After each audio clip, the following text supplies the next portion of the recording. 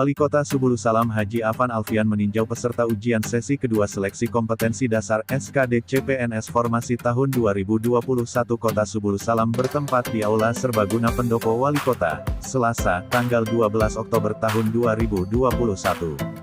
Hari ke-7 SKD diikuti kebanyakan peserta asal Kota Subulu Salam. Kepala BKPSDM Joni Arizal membuka acara dengan mempersilahkan Wali Kota Subulu Salam Haji Afan Alfian memberikan arahan kepada peserta SKD didampingi Wakil Wali Kota Salmansa, Ketua TPPKK Kota Haja Mariani Harahap, Kepala Diskominfo Irwan Faisal dan Ketua MPD Jaminuddin.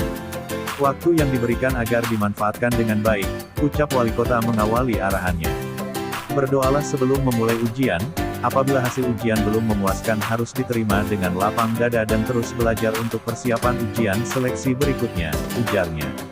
Sementara yang telah lulus passing grade jangan berpuas diri karena akan ada tahapan berikutnya menunggu hasil dari BKN. Usai memberikan arahan wali kota dan pejabat lainnya langsung meninggalkan lokasi, peserta pun melanjutkan kegiatan dengan mengikuti arahan dari panitia BKN.